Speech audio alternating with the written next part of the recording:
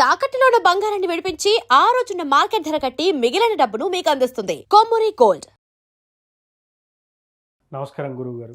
శ్రీమాత్రే నమః.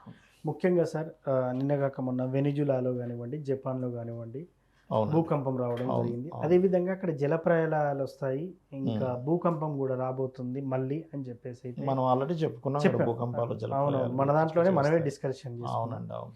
ఏంటి సార్ అసలు రాబోయే రోజులలో నిజంగానే ఇప్పుడు మనం చూస్తూ ఉన్నాం, వేరే వేరే దేశాల మధ్య శాంతి అనేది అసలు లేదు. అంటే ఇద్దరి మధ్య తగాదాలు రావడం, ఇట్లా కొన్ని జల ప్రళయాలు రావడం, ఇట్లా భూకంపాలు రావడం, ఇది చూస్తూ ఉన్నాం. అంటే ఈ సంవత్సరం స్టార్టింగ్ నుంచి మనం చూస్తూ ఉన్నాం. ఏంటి సార్ అసలు ఇలాంటివి ఎందుకు జరుగుతూ ఉంటాయి? దీనికి గల కారణాలు ఏంటి? గతంలో కరోనా వచ్చినప్పుడు కూడా ఈ గ్రహాలు కలవబోతున్నాయి, దీనివల్ల కూడా ఏదో విపత్తు రాబోతుందని చెప్పినటువంటి సందర్భాలు కూడా ఉన్నాయి. అవునండి, అవును. ఏంటి ఇప్పుడు ఈ భూకంపాలు రావడం, ఇంకా భారీ జల ప్రళయాలు, సునామీ కూడా వస్తుందని చెప్తున్నారు.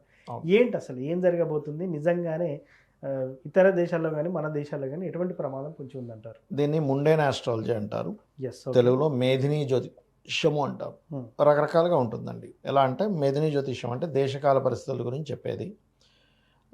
కామన్గా జన్మ జాతకాన్ని చెప్పేది పర్సనల్ చార్ట్ వేరు, ముండేన్ ఆస్ట్రాలజీ వేరు. ఇందులో గోచార ఫలితాలు వేరు. ముండేన్ ఆస్ట్రాలజీ గోచారంలో ఉండేటువంటి గ్రహాల యొక్క కదలికలను బట్టి చెప్తుంది. అందుకే మనం చాలా రోజుల నుంచి అంటున్నాం ఈ జలప్రళయాలు, యుద్ధాలు, ఈ భూకంపాలు వస్తుంటాయండి. అదే రకంగా వచ్చాయి కూడా. ఇప్పుడు ఈరోజు మాట్లాడుకున్నాం కదా, 2-3 నెలల నుంచి మాట్లాడుకున్నాం మనం. ఇది కారణం ఏమిటంటే భూకంపాలకి భూతత్వ రాశులు కనుక కుజుడి చేత ఆకుపై అయినప్పుడు, అది కూడా కాలసర్ప యోగంలో ఉన్నప్పుడు ఇలాంటివి జరుగుతాయని శాస్త్రంలో ఉంది. మేధినీ జ్యోతిష్యంలో సంహితా గ్రంథాలు ఉంటాయి. పరాశర మహర్షి సంహితాస్ రచించాడు ఆయన. సంహితా గ్రంథాలలో చాలా ఓన్లీ భూకంపాల గురించి అని కదా, ఒక చెట్టు ఒక దగ్గర ఉంటే దానికి దగ్గరలో నీరు ఎంత ఉంటుంది అనే విషయం చెప్తాడు. అదేవిధంగా అదే సంహితా గ్రంథాల్లో సూర్యుడు ఉదయం మనం సూర్యుడిని చూస్తాం కదా, సూర్యుడు లోపల మనం తీక్షణంగా చూస్తే కొన్ని కనిపిస్తాయి. ఆ యొక్క గుర్తులను బట్టి కొన్ని చెప్పారు సంహితా గ్రంథాల్లో. చంద్రుడు ఉండేటువంటి తత్వాన్ని బట్టి చెప్పారు, చంద్రకళల్లో మార్పులు వచ్చినప్పుడు చెప్పారు. ఇట్లా రకరకాలు ఉన్నాయి. ఓకే, ఆ రకంగా ఎప్పుడైనా సరే ఈ రవిచంద్రుల యొక్క డిస్టెన్స్ని బట్టి ఆ సమయంలో కనుక ఎక్కువగా మనకి కాలసర్ప యోగంలో, ఇప్పుడు గ్రహాలన్నీ కాలసర్ప యోగంలో ఉన్నాయి. ఈ కాలసర్ప యోగంలో గ్రహాలు ఉన్నప్పుడు ముఖ్యంగా శనికి కుజుడికి ఉండే డిస్టెన్సు, శనికి రవికి ఉండే డిస్టెన్స్ని, కుజుడికి రవికి ఉండే డిస్టెన్స్ని క్యాలిక్యులేట్ చేసుకొని ఇలాంటివి వస్తుంటాయి భూతత్వ రాశుల్లో. ఎందుకంటే మనకు భూతత్వ రాశులు అంటే వృషభము, కన్య, మకరం, ఈ 3 రాశులు భూతత్వ రాశులు. భూతత్వ రాశుల్లో భూమికి కారకుడు, ఎనర్జీ కారకుడు అయినటువంటి కుజుడు కనుక ఎంటర్ అయ్యి ఉన్నప్పుడు ఇలాంటివి ఎక్కువగా జరుగుతూ ఉంటాయి. ఇందులోనే ఇప్పుడు ఏ నక్షత్రం, కుజుడు యొక్క నక్షత్రం మీద కుజుడు ఉన్నాడు. అవును, సింపుల్గా చూసుకుంటే మృగశిర నక్షత్రం మీదకి ఎంటర్ అయ్యాడు. అవును, అవునే కదా. అవును. ఇప్పుడు మీరు ఇవాళ చూడండి, ఇప్పుడు ఎగ్జాంపుల్ ఇప్పుడు మనం ఉన్న ఇప్పుడు ఉండేటువంటి ట్రాన్సిట్ని కనుక కొట్టినట్లయితే ఇప్పుడు మీరు చూడండి, మీకు చూపిస్తాను నేను మీకు. కుజుడు నక్షత్రం మీద ఉన్న కుజరాశుల్ని చూస్తున్నా, లేకపోతే రవి నక్షత్రం మీద ఉన్న ఇవి ఎక్కువగా ఉంటాయి. ఇప్పుడు ఉన్నటువంటిది కనుక మనం చూసుకున్నట్లయితే చాలా స్పష్టంగా కుజుడు రవి యొక్క కృత్తికా నక్షత్రం మీద, అంటే హీట్ రిలేటెడ్ నక్షత్రం కృత్తికా నక్షత్రం అంటే దాని మీద కుజుడు ఉన్నాడు. ఓకే, అదేవిధంగా కుజ రాశుల్ని చూస్తున్నాడు. ఓకే, కామన్గా కుజుడు కనుక మనకి వృషభ రాశిలో ఉన్న, సింహరాశిలో ఉన్న, అదేవిధంగా మనకి వృశ్చికంలో ఉన్న, మేషంలో కుజరాశులతో బలం పెరుగుతుంది. ఈ కుజుడు యొక్క ప్రభావం ఇలా ఉన్నప్పుడు సర్వసాధారణంగా ఇప్పుడు ఒకటి, నెక్స్ట్ మీకు ఎప్పుడంటే ఆల్మోస్ట్ జూలై ఎండింగ్ టైంలో కూడా ఒకసారి వస్తుంది. ఓకే, కొన్ని దేశాల్లో రవి నక్షత్రాల్లో ఉన్నప్పుడు లేదా కుజ నక్షత్రాల్లో ఉన్నప్పుడు వస్తూ ఉంటుంది. లేదా కుజుడు తను ఉండేటువంటి డిగ్రీస్ని బట్టి కూడా వస్తూ ఉంటుంది. అది కూడా భూతత్వ రాశుల్లోకి ఎంటర్ అయ్యాడు కదా, ఒక 4-5 రోజుల క్రితం ఎంటర్ అయ్యాడు. అక్కడ నుంచి దీని ప్రభావం పెరిగింది చెప్పాలంటే. అందుకని రాబోయే 40 రోజులు కూడా కాస్త జాగ్రత్తగానే ఉండాలి. ఇప్పటి నుంచి 40 రోజుల పాటు. అది దేశ విదేశాలకి ఎఫెక్ట్ చూపిస్తుందా, భారతదేశానికి కూడా అంటారా? ఇది భారతదేశంలో కొన్ని ప్రాంతాల్లో చూపిస్తుందండి, కానీ ఎక్కువగా మాత్రం విదేశాల్లోనే చూపిస్తుంది భారతదేశం కంటే కూడా. ఈ భూమి యొక్క ప్రభావం నీటి ప్రాంతాల్లో కూడా జరగడం వల్ల సునామీలు వస్తాయి. ఓకే, ఎందుకంటే భూమి కనుక లోపల కంపించినప్పుడు నీటి మీద దాని ఎఫెక్ట్ ఉంటుంది, సునామీ వస్తుంది అనమాట.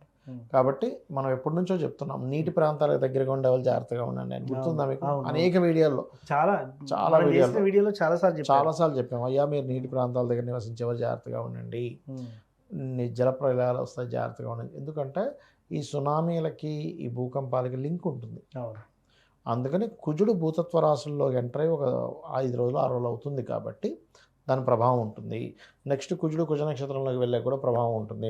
ప్రస్తుతం కృత్తికా నక్షత్రం, అందుకే కృత్తికా నక్షత్రానికి ఉండేటువంటి విశేషం ఏమిటి అంటే, అందుకే చూడండి కర్తెరలు వచ్చాయంటారు. అవును, రవి కనుక కృత్తికా నక్షత్రంలోకి ఎంటర్ అయితే కర్తెరలు అంటాం.